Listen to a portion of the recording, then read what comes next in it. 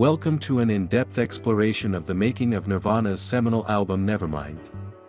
In this extended dive, we will walk through the trials, triumphs, and behind-the-scenes moments that led to the creation of a record that not only defined the grunge movement but also left an indelible mark on music history. Through personal stories, insider perspectives, and rare insights, we'll unpack the essence of Nevermind, an album that resonated deeply with a generation yearning for authenticity. Before Nevermind was even a glimmer in Kurt Cobain's eye, Nirvana was already on a path that hinted at greatness. Their debut album, Bleach, released in 1989 by Sub Pop Records, was raw, gritty, and reflective of the underground grunge scene in Seattle. While Bleach was moderately successful, it lacked the widespread appeal that would later define Nevermind.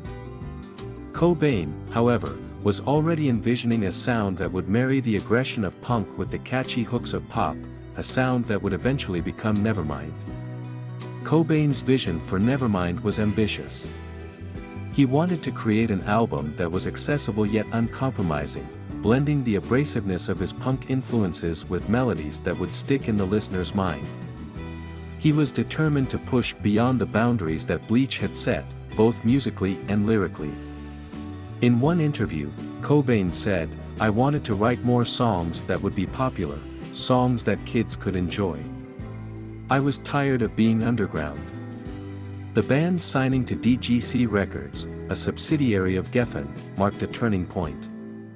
With a bigger budget and more resources, Nirvana was poised to create something truly special. The label connected them with Butch Vig, a producer known for his work with indie bands, whose clean yet edgy production style would be instrumental in shaping the album's sound. Selecting Butch Vig as the producer was a crucial decision that significantly influenced the album's final sound. Initially, Cobain and the band were apprehensive about working with a producer who might dilute their raw energy.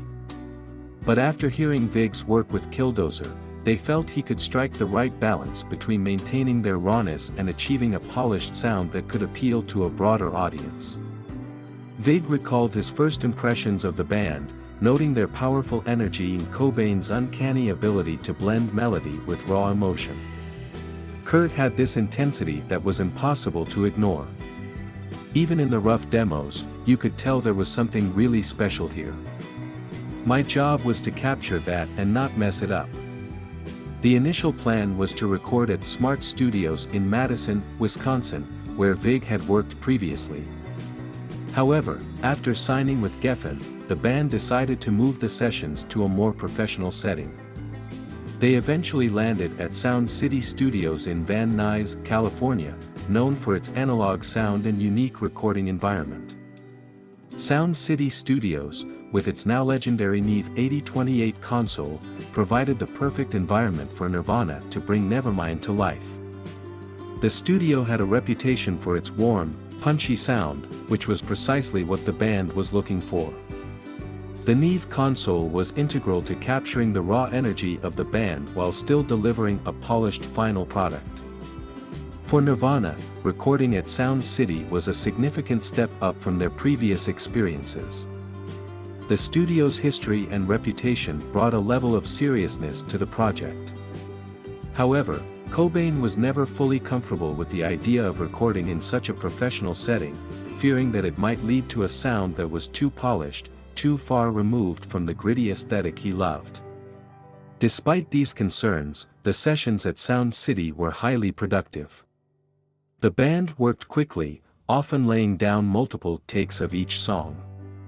Cobain's dedication to perfection was evident in these sessions. Vig recalled how Cobain would often push himself to the brink of exhaustion, doing take after take until he felt the performance was just right.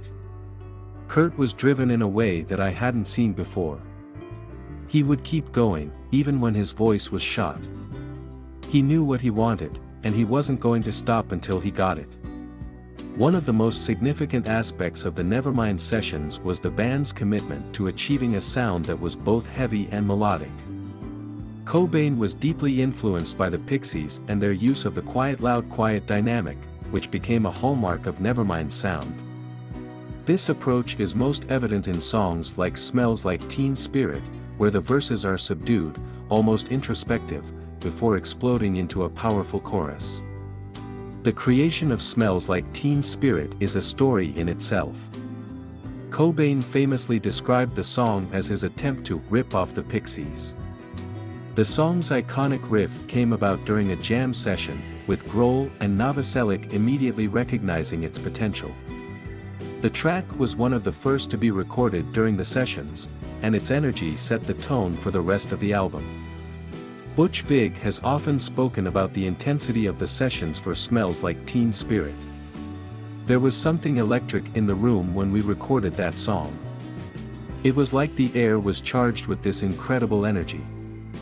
We all knew we had something special. Come As You Are is another track that highlights the band's ability to blend melody with raw power. The song's haunting guitar riff, played through a chorus pedal, gives it a unique, almost eerie feel.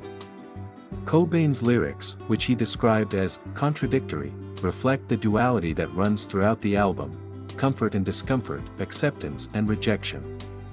The recording of Nevermind was not without its challenges. One of the biggest obstacles was capturing Cobain's vocal performances. Cobain had a voice that could convey both vulnerability and aggression, often within the same song. However, he was notoriously self-critical, and getting the perfect vocal take was often a lengthy process. Butch Vig employed various techniques to help Cobain relax and deliver his best performances. One such technique was the use of double tracking, recording Cobain's vocals twice and layering them together to create a fuller sound. At first, Cobain was resistant to the idea, feeling it was too polished, but Vig convinced him by pointing out that his idols, like John Lennon, had used the same technique. Vig recalled, "Kurt was always trying to balance this line between rawness and polish. He wanted the album to sound big, but he didn't want it to lose that edge." Double tracking was a way to achieve that. His voice would sound fuller, but it still had that rough quality he loved. Another creative breakthrough came during the recording of In Bloom. The song had been part of Nirvana's repertoire for some time, but Cobain was never satisfied with the earlier recordings. At Sound City, he experimented with alternate guitar tunings and layers of distortion to give the track a more aggressive edge. The result was one of the album's standout tracks, with its powerful chorus and biting lyrics aimed at the superficial aspects of mainstream culture. While Kurt Cobain was undoubtedly the driving force behind Nevermind, the contribution of drummer Dave Grohl cannot be overlooked. Grohl had joined the band in 1990, bringing with him a new level of energy and precision. His powerful drumming became a cornerstone of the album's sound. Grohl's drumming style was characterized by its intensity and precision. He brought a punk rock ethos to the sessions, combined with a technical proficiency that added a new dimension to Nirvana's sound. Tracks like Territorial Pissings and Breed showcase Grohl's ferocity behind the kit, while songs like Lithium reveal his ability to pull back and create a more controlled, rhythmic drive. In interviews, Grohl has spoken about how the band's chemistry was immediate. "The first time we played together, it was like we'd been doing it for years. There was this unspoken understanding between us. We knew when to push, when to pull back. It was natural." The lyrics of Nevermind reflect Cobain's complex psyche, his struggles with fame, his disdain for the commercialism of the music industry, and his feelings of alienation and disillusionment. Songs like Smells Like Teen Spirit and Come As You Are became anthems for a generation, capturing the angst and uncertainty of the early 90s. Cobain's lyrics often walked the line between clarity and ambiguity. He once said, "I like to write in a way that's open to interpretation. I want people to find their own meaning in the songs." This approach is evident in tracks like Lithium, where the lyrics explore themes of mental instability and religious questioning without ever fully committing to a clear narrative.